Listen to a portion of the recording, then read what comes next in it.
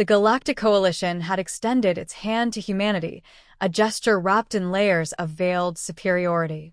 Humanity, the newest entrant into the galactic stage, had been eagerly awaiting this moment, a chance to prove its worth among the stars.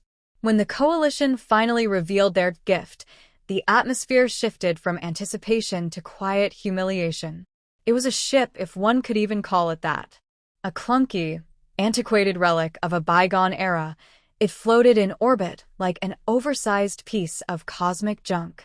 The hull was pockmarked with centuries of asteroid impacts, and its internal systems were so archaic that even the Coalition's youngest species regarded it with derision.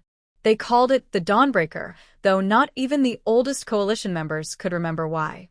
The ship was presented as a gesture of goodwill, but everyone in the room knew the truth. This was an insult cloaked in diplomacy.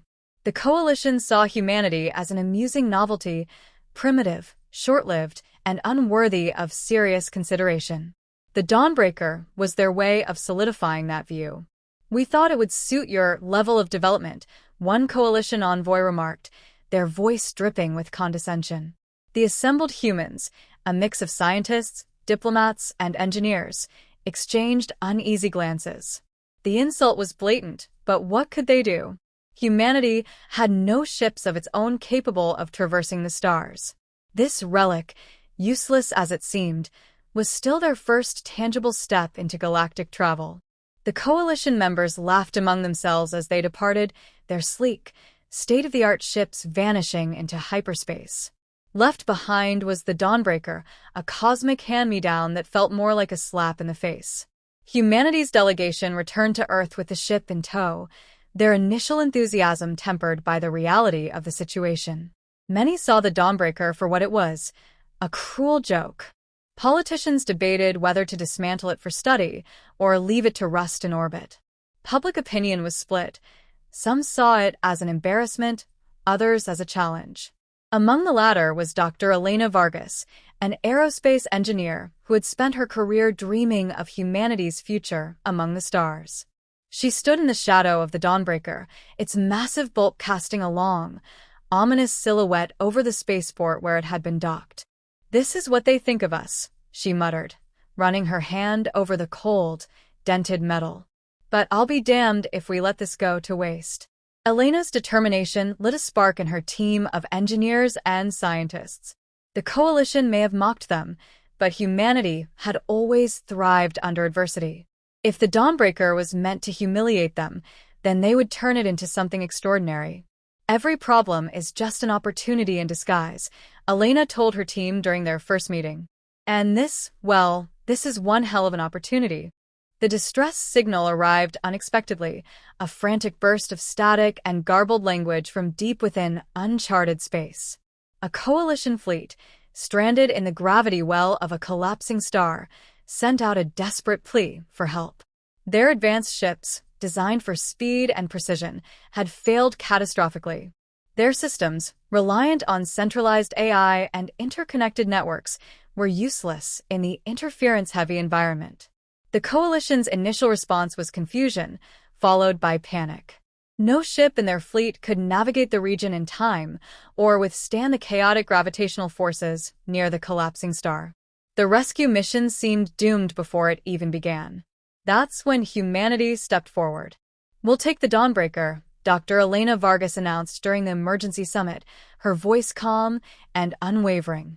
Coalition representatives stared in stunned silence. The thought of that ancient wreck being used in such a dire situation was laughable. "You can't be serious," one envoy scoffed. "That ship is barely space-worthy." It's a relic we've rebuilt," Elena replied. "And it's exactly what this situation calls for. Your ships can't handle the interference or the conditions near the star. Ours can." The Coalition had no better options. Reluctantly, they agreed. Humanity's patched-together ship, once the punchline of countless jokes, was now the only hope for their stranded fleet. As the Dawnbreaker powered up, its engines roaring to life, the human crew prepared for the mission of a lifetime. The conditions near the collapsing star were brutal, waves of gravitational distortion, bursts of radiation, and swirling debris that could tear apart even the sturdiest hulls. Yet the very weaknesses of the Dawnbreaker, mocked so thoroughly by the Coalition, turned out to be its strengths.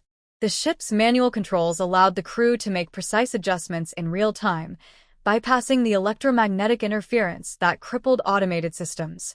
Its modular design meant that damaged components could be repaired or replaced on the fly, using materials scavenged from onboard supplies. The hybrid propulsion system, a jury-rigged fusion of Earth and alien technology, provided just enough power to maneuver through the treacherous environment. The mission was a gauntlet of challenges. The Dawnbreaker was buffeted by gravitational waves, forcing the crew to constantly adjust their trajectory. Radiation levels spiked dangerously high, but the ship's modified shielding systems, built with redundancy in mind, held firm. Debris fields forced the crew to think on their feet, using improvised solutions to clear their path. At one point, a critical coolant line ruptured, threatening to overheat the entire propulsion system. Elena herself led a team to patch it, using nothing but duct tape, thermal foam, and sheer determination. What should have been a catastrophic failure became another testament to humanity's ingenuity. Finally, the Dawnbreaker reached the stranded fleet. Coalition ships, sleek and elegant in design, floated helplessly in the chaos, their crews on the verge of despair. As the Dawnbreaker approached, its battered but resilient form cutting through the storm, hope returned to their faces. One by one, the human crew began rescuing the stranded Coalition members, using their ship's adaptability to navigate the perilous conditions. Coalition captains watched in awe as the Dawnbreaker performed feats their own vessels could never manage. The ship that had been dismissed as impractical was now the savior of the galaxy's elite. As the last of the stranded fleet was towed to safety, the Dawnbreaker's crew erupted into cheers. Exhausted but victorious, they had proven what humanity was capable of. For the first time, the galaxy saw them not as a curiosity but as equals, perhaps even something more.